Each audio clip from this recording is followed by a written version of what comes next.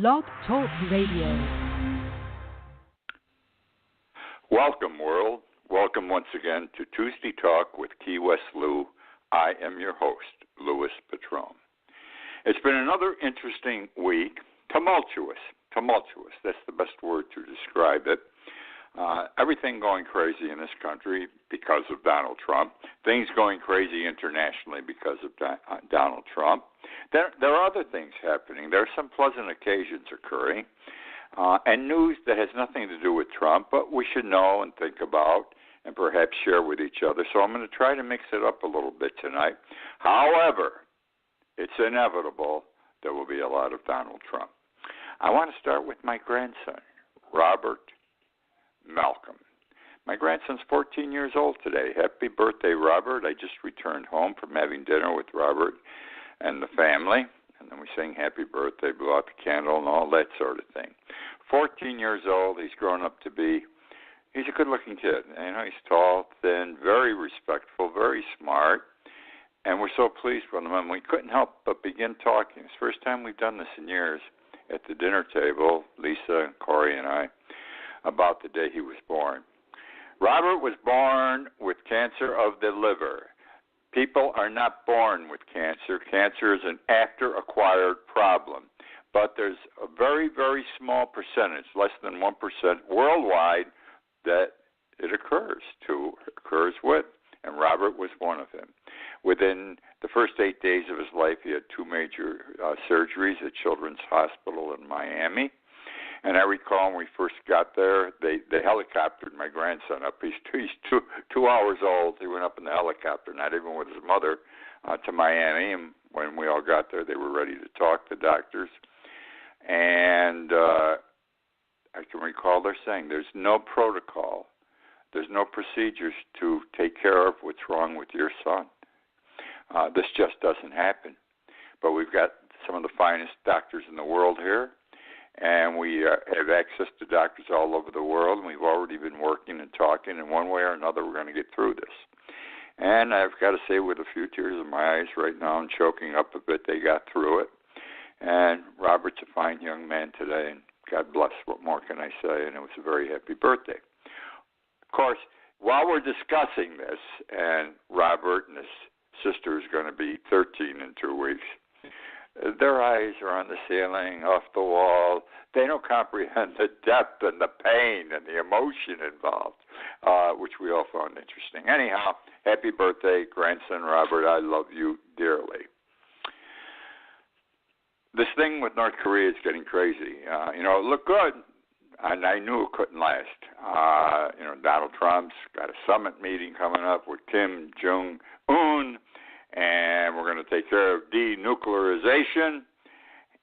All of a sudden today, Kim Jong-un announced that the meeting he has coming up very soon with South Korean president is called off. He doesn't want to talk to him.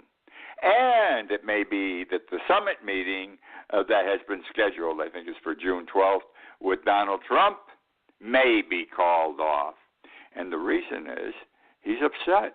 Because the past few days, the United States and South Korea have been performing military exercises. Now, the only reason they perform military exercises is to defend South Korea against North Korea, and he just doesn't think this was proper to be done at this time. Sort of an insult type thing. He's been a good guy, and he's been doing a lot of stuff. You got to give the guy credit. I don't know where it's going, but that's the story as of tonight. Things change in this world. Things change constantly. And the Supreme Court of the United States yesterday, Monday, announced a decision in a case called Murphy versus National Collegiate Athletic Association as follows.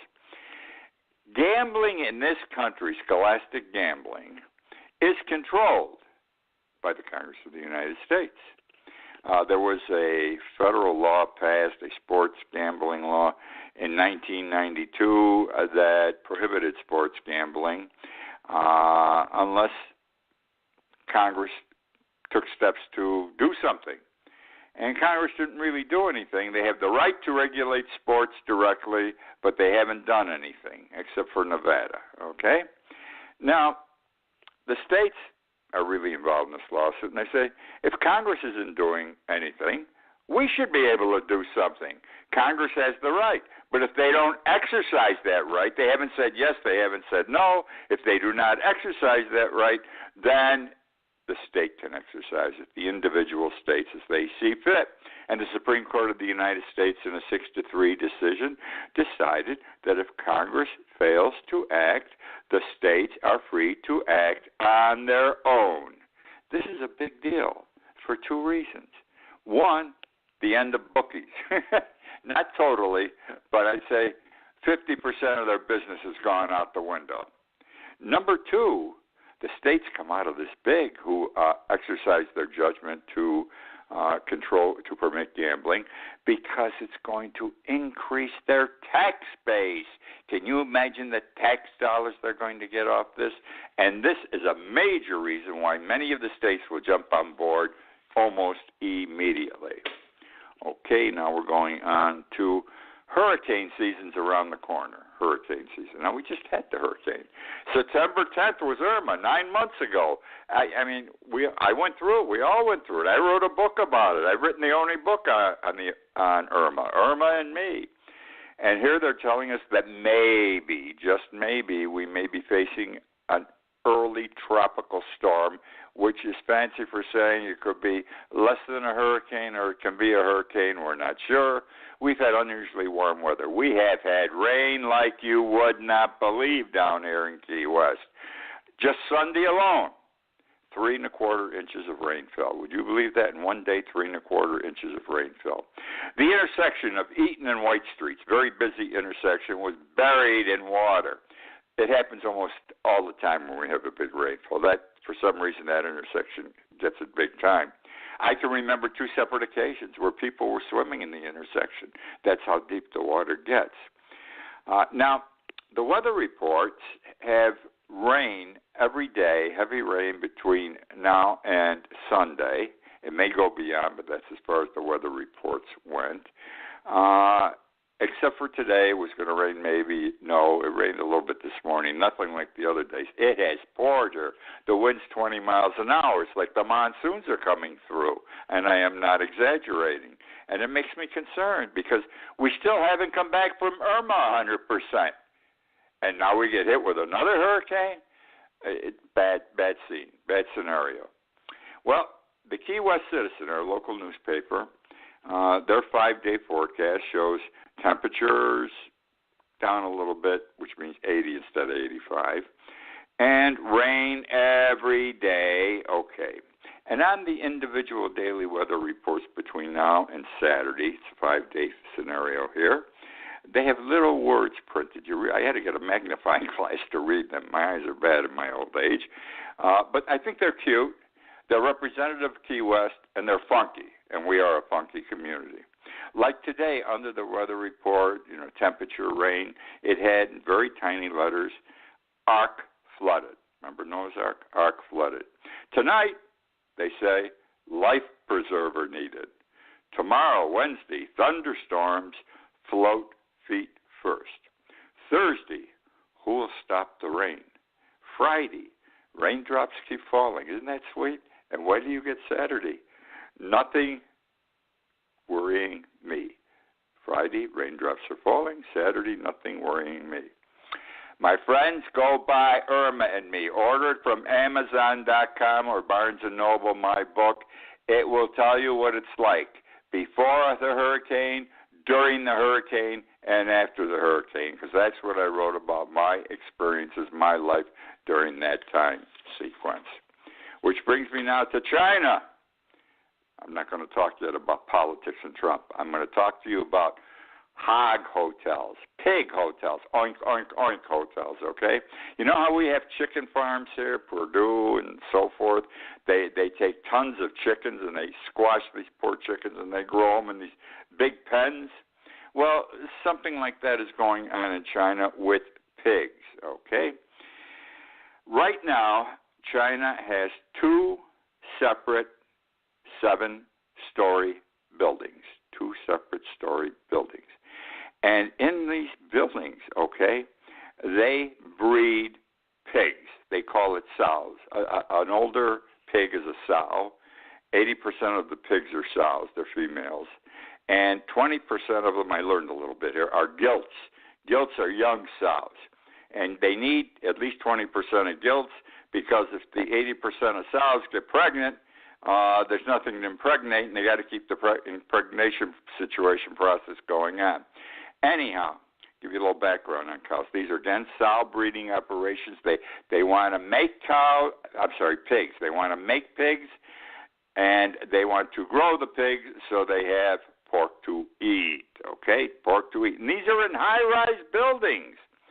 1,000 pigs to floor, and they got 2 7-story buildings right now, and they are planning right now to build 4 more. One is going to be 13 stories high, 1,000 pigs per floor. It takes 114 days for gestation. Once pregnant, the sow or the gilt takes 114 days to deliver. The major problem with this is disease. Any type of animal disease could affect, and the outbreak would be fantastic with 1,000 pigs on a floor. Interestingly, the male pigs, they have to work hard. Let me tell you something. They're there servicing a lot of female cows. Not cows. I keep saying cows. I apologize. Pigs. Hogs, actually, is the technical term. It takes 20 minutes for a male pig to ejaculate. 20 minutes. And the litter that's going to be produced averages 16 piglets, so it's pretty good. Can you imagine how tired? I'm laughing, but it's true how tired these male pigs must be. Again, it's a reproductive thing, 1,000 pigs per floor, and it seems to be working. And that's why they're going for a 13-floor high building. Washington Post. E.J. Dionne Jr., great writer. He's in his older years now. He's got to be as old as me, 82, maybe more. But he still writes. Very serious individual. And he got involved with the Speaker Paul Ryan firing Jesuit priest Father Conroy as chaplain through the House. As it turns out, they had to do something with while they were arguing a couple of months ago or debating in Congress or going to act or pass a bill, the new tax law. And he's put into his prayer, whatever, these are my words now, whatever the decision is, may it be equal to those who have and to those who have not. In other words, do something for the rich, do something for the poor. Apparently some Republicans in the House didn't like it, which doesn't surprise me because the evangelicals control the House. And make a long story short, he got fired. He had a forced letter of resignation, he wrote. A week later, he withdrew it and says, in effect, nicely, screw you. I'm going to stand by what I did. Ryan backed off and says, peace, Father. Okay, now, what does Dionne have to say about all this? He says this was an exodus from religion, okay? And he also said, don't mess with the Jesuit, which is very true. They are the strongest priests in the Catholic Church. I don't know why, but they're known as terrors. Not terrorists, terrors. Here's what he said, and I quote in his article, in his opinion written on May 6th. The House Republican leadership was more inclined to push out a chaplain than to impose accountability on a president who is a proven liar and trashes the rule of law for his own selfish purposes day after day. Think about it. Very true. The bottom line, though, was better reflected by, and it goes to the heart of the matter, Jennifer Rubin, who back on December 15th last year, in an opinion, wrote that the religious right isn't doing much for religion. The religious right is not doing much for religion. Evangelicals, the political clergy, are not healthy. The evangelistic political clergy have made the word evangelical toxic and divisive. Toxic and divisive. And it's true again. It's a screwed up situation. And I've always thought you can't have the church and religion together. It's become so much so. When I was young, this never happened.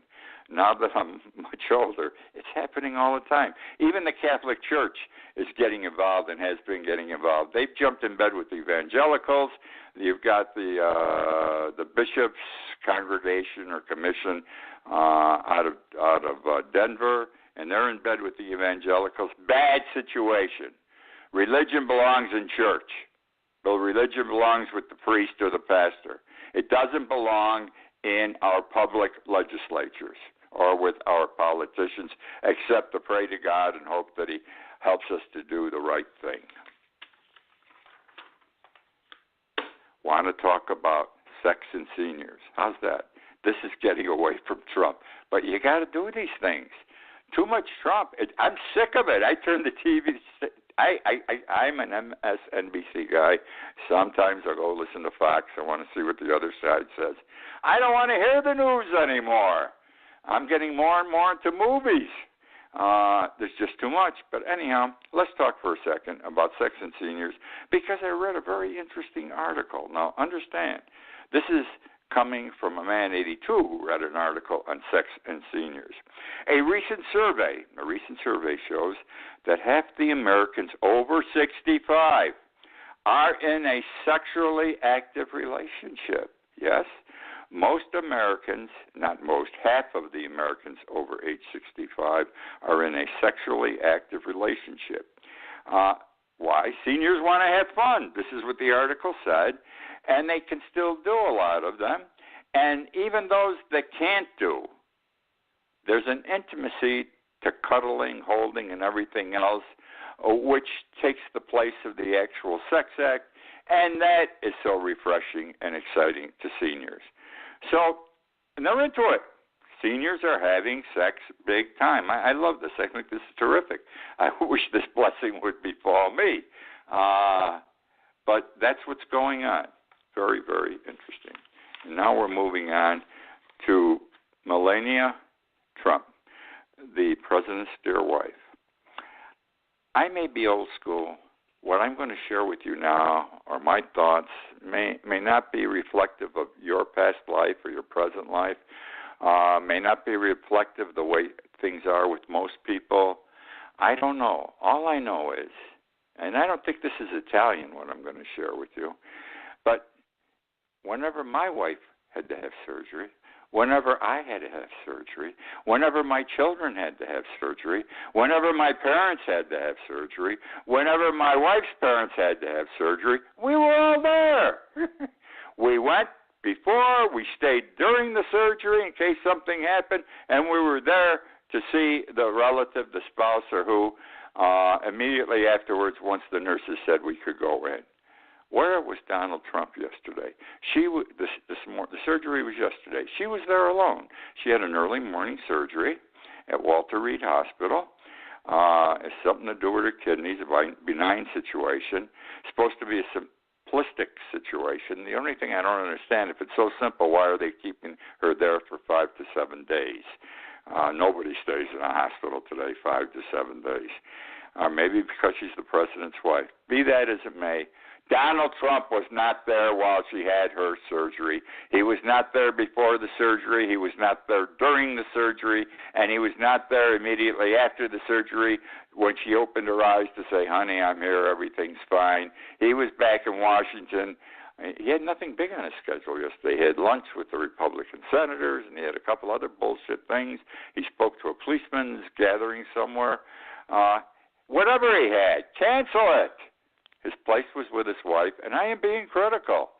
And the reason I'm being critical is not because he wasn't with his wife, but the fact he was not is reflective of the character of the man and the heart of the man. The heart, the most important thing. His heart is not in the right place. He doesn't know what he is supposed to do in life. He always seems to do the wrong thing. And to me, this was the wrong thing, because you love your spouse. You're there with her.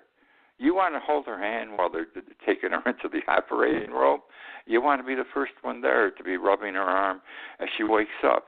You want to be there if a tragedy occurs. You want to be there to hear the doctor when he comes out and says everything's fine, and you're mentally relieved. But he didn't do it. And I say it goes to the heart of the man. The man, He's selfish. He only thinks of himself.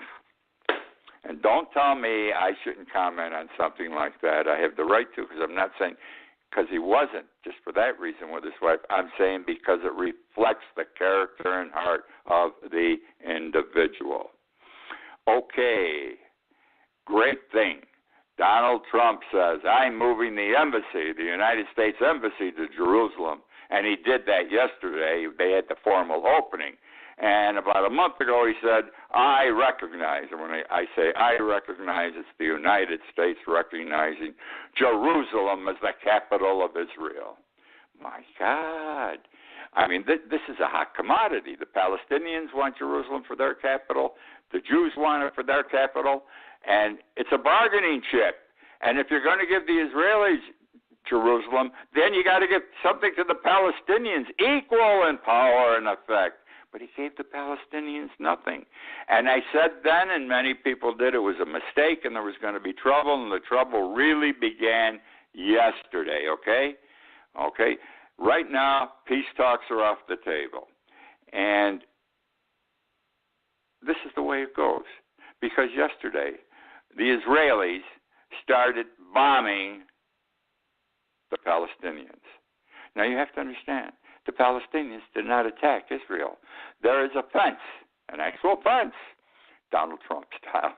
There's a fence between Israel and where the Palestinians live. There were thousands of Palestinians on their side of the fence. None tried to go over that fence, but the Israelis bombed them. They sent drones over with all kinds of missiles and everything else, and fireworks. They had tear gas. Well, I'll tell you what happened yesterday.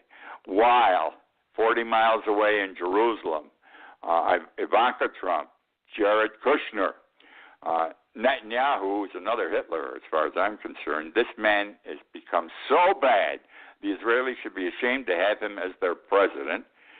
58 Palestinians were killed, 58. 8 of them children, 2,700 injured. So, of that 2,700, there are so many in number, so many Palestinians injured, the hospitals they have are not of sufficient capacity to handle all the injured, nor do they have the supplies, nor do they have the technical personnel to take care of them. Now, God bless you, Netanyahu and Israel, for doing this. You don't pull this kind of shit. It's that simple, okay?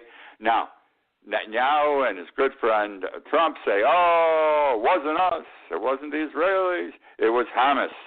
Well, it wasn't Hamas. It was Netanyahu. He wants war. He wants to beat the Palestinians. He wants to go to war with Iran and get them the hell out of the Middle East. And all these people were protesting. They weren't violent. The Israelis were violent. That's wrong, and Trump was wrong to have made this move. He makes a decision. He says, I'm going to do this, but he doesn't understand. You take step 1, but there's step 2, 3, 4, and 5, and he doesn't realize what the ramifications can be, and this was bad. But someday something's going to be worse, and I don't know where the hell we're going to end up. I want to tell you something else. You're going to get mad at me probably. But when I look at Trump and I look at Netanyahu when they're together, I think of Hitler and Mussolini. I do. These two nuts are coming together, and they're going to cause trouble. And it's the late 1930s, and it's 1940 in Europe. This could be Ethiopia for them. I just see these two faces in front of me. Okay. Now we're at the ceremony for the opening of the United States Embassy yesterday in Jerusalem. We sent, the United States of America, Trump sent 2 evangelicals to participate. One offered benediction, one offered another prayer. Well, it's just interesting the 2 men he sent. And I'm just going to show you because I don't understand this. One was John Hagee. He's a founder of Christians United for Israel. Actually, they're bigots. They don't like Israelis. The reason he's there is because when Trump announced that Jerusalem would be the capital of Israel, he said that Trump had achieved, and I quote, political immorality. Wow, immorality, political immorality for that act. But the better one here was Robert Jeffress. Robert Jeffress, and I'm just going to run through quickly what he says about other religious groups. And he represented the United States in prayer giving yesterday. Mormonism is a cult. The Catholic Church was led astray by Satan. Obama paved the way for an antichrist. The government lies, HIV among gays. Islam, this is great. Islam is an evil religion, quote unquote, which, and I quote unquote again, promotes pedophilia. Islam is an evil religion that promotes pedophilia. And he constantly says Jews are going to hell. This man was representing the United States, was representing Christianity, was representing evangelicals when he stood up there and prayed yesterday at the dedication of the U.S. Embassy in Jerusalem. China. This is wild, and you're hearing about it. I don't know if you got the last part of this story. Trump announces yesterday, oh my God, we've got to help the Chinese because they're losing jobs with their company smartphone because we sanctioned anyone who did business with Iran and North Korea. We sanctioned them for 7 years. And smartphone, that's a big Chinese company, by the way, it's also owned by the Chinese government, is going out of business because we're sanctioning them. It kills their business. And he says, we've got to do something. Now, this is the same Donald Trump who during the campaign says we can't take this crap anymore from China. They're stealing our businesses. They're stealing our jobs. I'm going to put an end to it. Now he wants to help them because they're losing jobs. We who lost tons of jobs to them, he's now concerned for them, okay? Well, you have to understand. I thought first, well, there's trade talks in Washington. They began today. Maybe he was doing this to help us with regard to trade talks with China. I don't know. But then it came out last night, and that's why I don't know if you're aware of it yet. Indonesia is building a theme park. Indonesia. Donald Duck, Mickey Mouse, whatever. They're building a theme park in Indonesia. Trump is building hotels with an S, and golf courses with an S, and condominiums on the property. A Chinese bank, wholly owned by China, 3 days ago, 2 days before yesterday's announcement that Trump says we got to help our friends, the Chinese here, get these jobs back, the Chinese bank announced that it had agreed to loaning this enterprise that Trump's involved in big time or with big time, $500 million. $500 million. And I say, and most people that I hear, in fact, everybody I hear on TV are saying, that's why he did it. It's quid pro quo. You give me something, I'm giving you. They gave his operation that he's involved in $500 million. It's a lot of money, $500 million, and he in return is going to get jobs for smartphone, okay? Let me tell you about smartphone. Smartphone has been involved with cyber crimes big time. They have been involved with espionage, and they have also are under investigation for having been one of the companies that participated in the hacking or whatever happened with regard to our presidential election in 2016, and we're in the process of helping them out. Interesting, isn't it? Well, that's my show for tonight. I got so much more. I got so much Trump stuff here to talk about, but I have no more time. I thank you for joining me again. I hope you enjoyed. I love doing this show, and I got to say it again every week. I say it. My numbers are getting bigger every week. I can't believe it. I really can't. This show's taken hold. It's only, a little over 2 years old. Buy my book. If you haven't read Irma and Me, order the book. It's interesting. More hurricanes are coming. This is the story before, during, and after from a practical perspective, a personal perspective. It's humorous. It's sad. It's got all life things involved in it. Amazon.com, BarnesandNoble.com. That's the story again. Thank you for joining me. Look forward to being with you again next week. Hi, it's Jamie, Progressive #1, #2 employee. Leave a message at the... Hey, Jamie, it's me, Jamie. This is your daily pep talk. I know it's been rough going ever since people found out about your a cappella group, Mad Harmony, but you will bounce back. I mean, you're the guy always helping people find coverage options with the Name Your Price tool. It should be you giving me the pep talk. Now get out there, hit that high note, and take Mad Harmony all the way to nationals this year! Sorry, it's pitchy. Progressive Casualty Insurance Company and Affiliates. Price and coverage match limited by state law.